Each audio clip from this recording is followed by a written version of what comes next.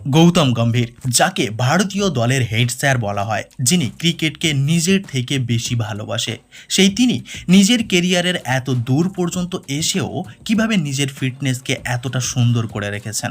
বর্তমান প্লেয়ারদের সঙ্গে সমানভাবে ছোটাছুটি করেন তিনি, প্র্যাকটিসও করান তাদের, কিন্তু কিভাবে তিনি নিজেকে এতটা সুন্দর ও সতেজ রেখেছেন, তার ডায়েট প্ল্যান কি খান তিনি, কতটা শরীরচর্চা করেন তিনি, এই সমস্ত কিছু জানবো আজকের এই ভিডিওতে। বন্ধুরা, টিম ইন্ডিয়ার নতুন হেড কোচ হিসেবে নিযুক্ত হয়েছেন গৌতম গম্ভীর। অনুরাগীরা মনে করছেন এবারেই শুরু হতে চলেছে ভারতের সুদিন।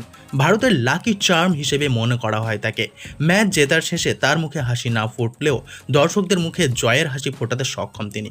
বিরাট থেকে ধোনি, একাধিক ক্রিকেটারের সঙ্গে দ্বন্দ্বে জড়িয়েছেন তিনি, শুনেছেন কটাক্ষ, তবে নিজের কাজ দিয়ে নিজের যোগ্যতা প্রমাণ করে প্রত্যেকের মুখ বন্ধ করেছেন গৌতম গম্ভীর। কলকাতা নাইট রাইডার্সের কোচ হিসেবেও নিযুক্ত হয়েছিলেন তিনি। গত আইপিএলে কলকাতার জয়কে হাতের মুঠোয় এনে দিয়েছিলেন গৌতম গম্ভীর। শাহরুখ খানও জানিয়েছিলেন তিনি কলকাতার লাকি চার্ম।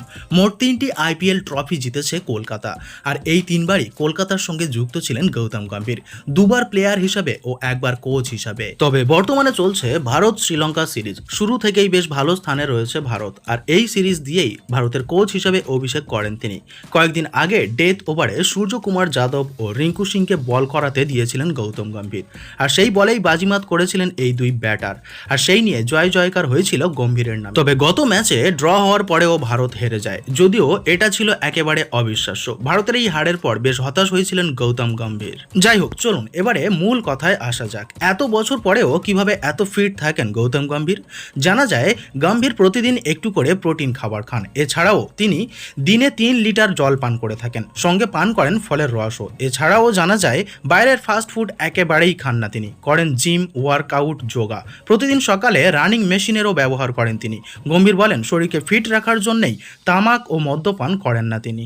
তো এই ছিল আজকের ভিডিওটি ভালো লাগলে অবশ্যই ভিডিওতে একটি লাইক করবেন, আর আমাদের চ্যানেলে নতুন হলে অবশ্যই চ্যানেলটি সাবস্ক্রাইব করে নেবেন। ফিরে আসছি পরের ভিডিওতে।